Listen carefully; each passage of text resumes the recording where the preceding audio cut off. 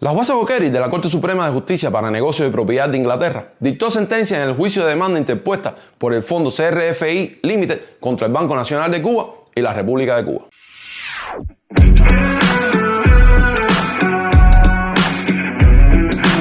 Esta fue la noticia del día para los cubanos tanto dentro como fuera, dejando un sinfín de análisis y de comentarios en ambos lados del espectro político. Pero, ¿qué fue lo que realmente dictaminó la jueza? Antes de analizar las conclusiones, lo primero que haremos será ver por qué se llegó hasta aquí y establecer las preguntas elevadas en frente de la jueza, para lo cual leeremos textualmente qué dice en los primeros párrafos la sentencia, que consta de 94 páginas y puede accederse libremente a ella. En el primer párrafo dice: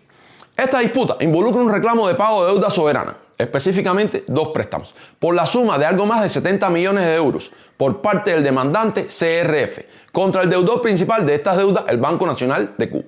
y el garante de una de las deudas, la República de Cuba. Las deudas surgen de acuerdos de préstamos que datan de mediados de los 80 del siglo pasado. En el párrafo tercero establece que mediante una impugnación emitida el 26 de mayo del 2020, los demandados han disputado la jurisdicción de los tribunales ingleses para conocer de esta demanda por tres motivos distintos. En primer lugar, los demandados manifiestan que la Corte no tiene competencia para conocer de las demandas porque los contratos de deuda y garantía correspondientes no fueron válidamente asignados, siendo las consecuencias de ello que CRF no tiene beneficio de las presentaciones a la jurisdicción de los tribunales ingleses que estuvieron presentes en esos acuerdos. En segundo lugar, los demandados dicen que son inmunes a la jurisdicción de los tribunales ingleses de conformidad con la Ley de Inmunidad del Estado de 1978, ya que, de manera similar al motivo 1, los acuerdos de deuda y las garantías relevantes no fueron asignados válidamente a CRF, tales que CRF no puede beneficiarse de las renuncias a la inmunidad soberana presente en estos acuerdos.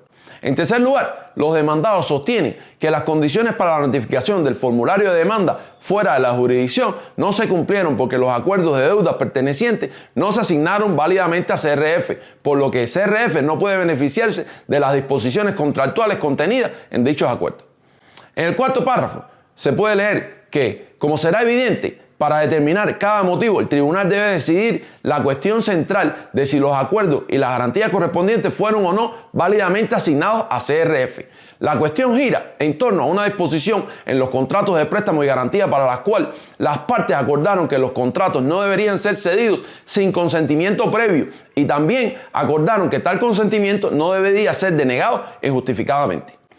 El quinto párrafo dice que las cuestiones se refieren a si dicho consentimiento previo se otorgó válidamente y, en particular, si el Banco Nacional de Cuba, según la legislación cubana, tenía capacidad y autoridad para otorgar dicho consentimiento, ya sea en su propio nombre en lo que respecta a las deudas o en nombre de la República de Cuba en lo que respecta a la garantía, así como una cartera de cuestiones contingentes que surgen en función de las respuestas a esas preguntas centrales.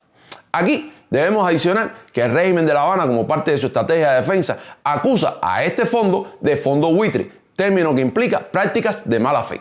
Ahora sí, vayamos a las conclusiones. La juez Coqueri, después de varios días de vista y haber examinado las pruebas, concluyó que, primero, el Banco Nacional de Cuba consintió en su propio nombre a la cesión por parte de ICBC, antiguo dueño de la deuda, a CRF de sus derechos y obligaciones en virtud de los acuerdos. Segundo, que el Banco Nacional de Cuba carecía de capacidad para consentir en nombre de la República de Cuba la cesión por ICBC a CRF de sus derechos bajo la garantía. Tercero, en consecuencia, los derechos y obligaciones de ICBC en virtud de los acuerdos se asignaron válidamente a CRF, con los resultados de que CRF tiene derecho a invocar las disposiciones contractuales contenidas en los mismos en cuanto a la jurisdicción de los tribunales ingleses, la renuncia a la inmunidad y la notificación del proceso. Para finalizar, escribió: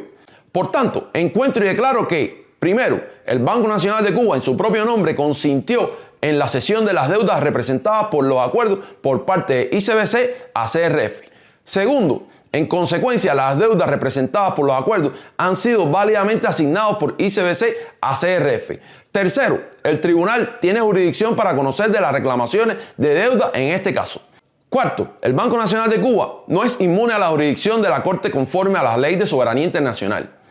Y quinto, que se han cumplido las condiciones para el servicio del formulario de reclamación fuera de la jurisdicción del Banco Nacional de Cuba.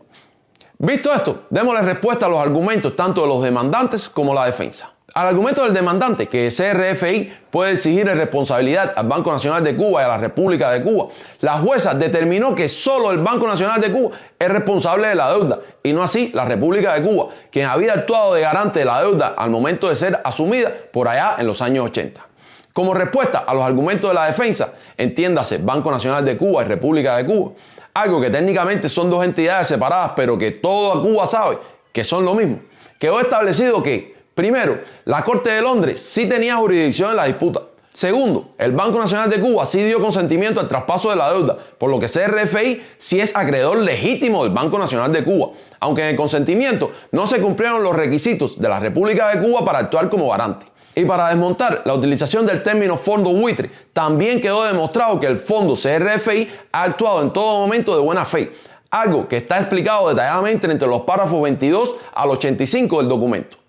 Dicho esto, cada cual podrá determinar quién ha ganado, algo que ambas partes han declarado. En nuestra opinión, el fondo CRFI ganó al ser reconocido como acreedor o dueño legítimo de la deuda contraída por el Banco Nacional de Cuba, quedando desechado el cuestionamiento a la titularidad de la deuda, aunque no consiguió responsabilizar a la República de Cuba, por lo que en lo adelante su disputa será estrictamente contra el Banco Nacional de Cuba, viendo así reducidas significativamente sus opciones de cobro. En tanto, la República de Cuba ganó al quedar desligada de la disputa entre CRFI y el Banco Nacional de Cuba, algo que ha sido extensamente reportado por la propaganda del régimen como una victoria rotunda, aunque todos sabemos que cuando el Banco Nacional de Cuba tenga que pagarle a CRFI como dueño legítimo de la deuda, como entidad que existe en ese sistema socialista, no será con los bienes y activos de algún accionista o directivo, sino con los recursos precisamente de la República de Cuba. Asimismo, volvió a quedar en evidencia el riesgo que se corre al hacer negocios con ese régimen, algo que no creo incremente el número de personas, empresas o estados deseando invertir en el país o tirarle un salvavidas a los dinosaurios. Por último, el implicado invisible en todos los desastres del Partido Comunista Cubano, los cubanos mortales. Ganamos al quedar desligado a la disputa como parte real de la República de Cuba y no deberíamos asumir el pago por esa deuda, la cual fue contraída sin nuestro consentimiento y que difícilmente puede aprobarse en qué forma nos benefició. De hecho, ese debería ser el principio a adoptarse con todas las deudas contraídas durante el periodo que dure la involución, si llegara a ocurrir lo que muchos desean. Eso sí, a menos que algo suceda, tendremos que seguir trabajando para que la cúpula que gobierna la granja siga haciendo los pagos de sus lujos. Ahora, es problema de cada cual creer lo que quiera y o fundamentar sus opiniones como mejor entienda y sus recursos le alcancen. Si te ha parecido interesante, dale me gusta y compártelo para que le llegue a más cubanos. Y no olvides seguirnos en Facebook o suscribirte en YouTube para que no te pierdas próximos videos. Nosotros seguimos buscando Cuba.